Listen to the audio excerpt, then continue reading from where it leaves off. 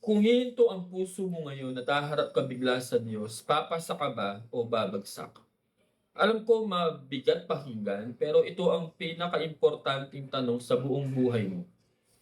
Hindi ito tungkol sa relihiyon mo, hindi ito tungkol sa mabubuting gawa mo. Hindi ito tungkol sa kung gaano ka kabait sa kapamilya, kapitbahay o katrabaho mo. Ito ay tungkol sa puso mo sa harap ng Diyos at kung paano niya titingnan ang buhay mo kapag ikaw ay haharap sa Kanya. Kaya bago mo sagutin ang tanong, tingnan muna natin kung ano ang tunay at talagang standard ng Diyos. Una sa lahat, kailangan nating maintindihan kung sino ang Diyos. Hindi siya katulad natin, hindi siya flawed, hindi siya nagbabago, hindi siya nagkakamali, hindi siya nag-a-adjust ng standard niya para hindi tayo ma-offend. The Bible says, God is light and in Him is no darkness at all. Meaning, walang bahid ng kasalanan, walang compromise, walang doble kara, walang kahit anong mali. Kung ganoon pala ka-holy ang Diyos, ibig sabihin, ang standard niya ay hindi katulad ng standard ng tao. Hindi sapat ang sabihin nating mabait naman ako, o kaya naman ay hindi naman ako kriminal, hindi naman ako nagnakaw ng ganoong kalaking halaga, at nagpupunta naman ako sa church every Sunday. Ang tanong, kung susukatin ka niya sa kanyang batas, pasado ka ba? Marami ang hindi alam na ang dahilan kung bakit ibinigay ng Diyos ang Ten Commandments ay hindi para maging checklist ng mabuting gawa, kundi para maging salamin ng tunay na kondisyon ng puso natin. Romans 3:20 says, "Through the law comes the knowledge of sin." Hindi para mailigtas tayo, kundi para makita natin kung gaano tayo kalayo sa kabanalan niya. Kaya, let us take God's test. Simple lang ito, hindi mo kailangan ng calculator, hindi mo kailangan ng theologian, hindi mo kailangan ng relihiyon, ang kailangan mo lang ay honesty, pagiging tapat. Nagsinungaling ka na ba? White lie, half truth, pagpapaganda ng kwento, pag-lie para hindi ka mapagalitan, pag-lie para hindi ka mapahiya. Ilang beses na? 30 times? 100 times? 1,000 times? Kung oo, ano ang tawag sa taong nagsisinungaling? Hindi mistaken, hindi human lang, kundi ang tawag doon ay liar. So by God's law, we are liars. Pangalawa, nagnakaw ka na ba? Kahit maliit, ballpen sa office, load sa phone, time sa trabaho, online files, pera na magulang, simpleng bagay na hindi sa'yo, at sinasabi ng tao, maliit lang naman, pero sa Diyos, stealing is still stealing. So what do you call a person who steals? A thief.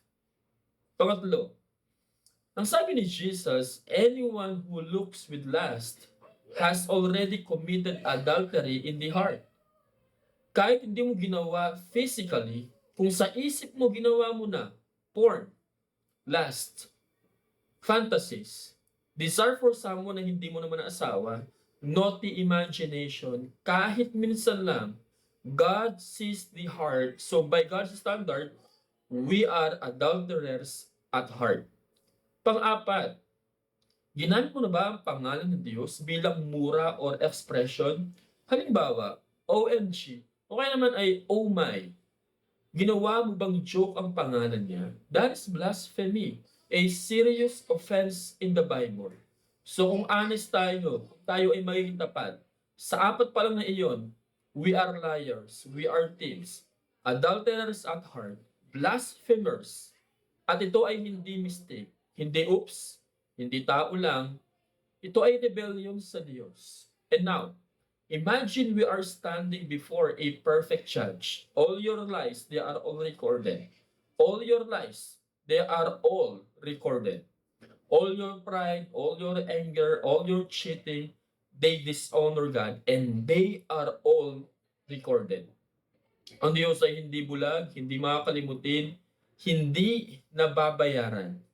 That is why Romans 6:23 says, the wages of sin is death.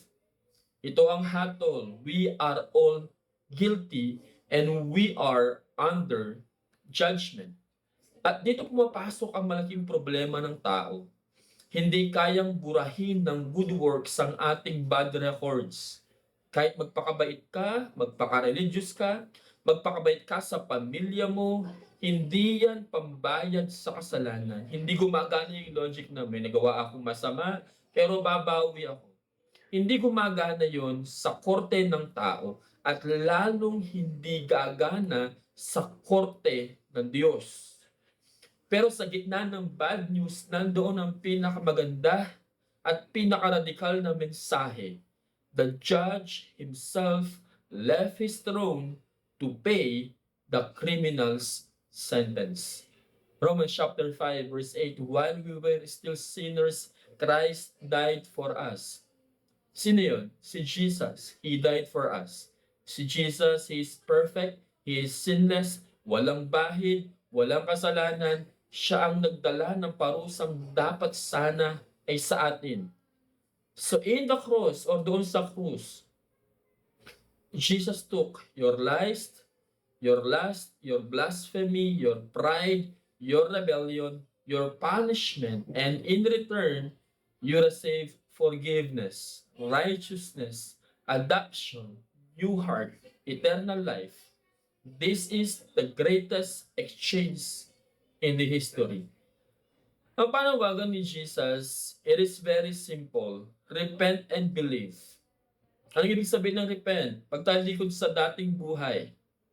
Believe, ilagay ang tiwala mo kay Jesus, hindi sa sarili mong gawa.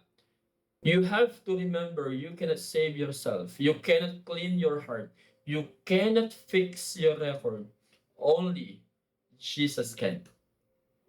So kung nararamdaman mong kinakausap ka ng Diyos, huwag mong i-ignore.